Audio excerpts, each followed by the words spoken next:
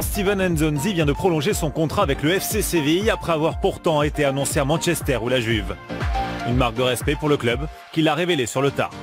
On fait une bonne saison, je me sens bien ici, donc je pense que c'est dans la continuité pour moi personnellement, pour aussi montrer au club que j'ai confiance en ce club et que je me sens bien ici, donc je pense que c'était dans la continuité. Le milieu de terrain s'épanouit à Séville du fait aussi de la présence d'une pléiade de Français, l'une des recettes du succès. Les Français, on a la chance de pas mal jouer. Il y a aussi Wissam qui commence à vraiment se sentir très bien. Et voilà, ça se passe bien aussi avec le coach qui est arrivé. Ça se passait déjà bien l'année dernière avec Unai Emery. Cette année avec coach Sampaoli, on est très bien. Et puis voilà, les Français, on s'entend vraiment bien. Et puis avec les joueurs aussi, il y a une bonne osmose et une bonne cohésion de groupe. Le principal changement, je pense que c'est tactiquement, c'est un petit peu différent. On était bien en place avec coach Emery, avec Sampaoli, c'est plus de pressing.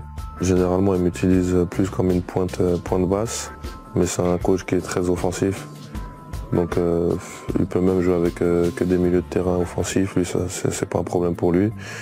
Mais voilà, c'est sûr que dans la récupération, je suis un petit peu plus haut. Enfin, j'essaie d'être un peu plus haut. Tout le bloc est beaucoup plus haut. Enfin, du moins, c'est ce qu'on essaie de faire et c'est ce qu'on travaille. Steven a été élu meilleur joueur du mois de janvier en Liga, du haut de son mètre 93. Alors, avantage ou non? Malheureusement, je peux rien changer. Voilà, des avantages, non, c'est sûr. Dans les petits espaces, ça peut être un peu plus compliqué qu'un petit. La vivacité, voilà, on est moins vif que les joueurs un peu plus petits avec un centre de gravité plus bas. Mais non, c'est pas un désavantage parce que j'ai fait avec, hein, je suis comme ça, donc j'ai peut-être aussi d'autres qualités que les petits n'ont pas, je sais pas, on compense, hein, on fait avec ce qu'on a. Les ciseaux. Ouais, voilà.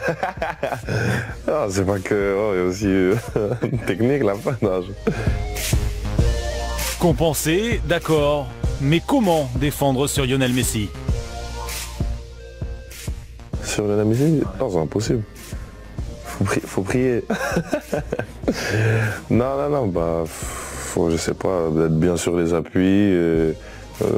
Moi, si que je me retrouve en face d'un joueur comme ça, je prends beaucoup de distance. Puis même avec beaucoup de distance, je crois que si dans son jour, de toute façon, il n'y en a pas beaucoup qui peuvent bien défendre sur lui ou défendre sur lui, c'est très très compliqué.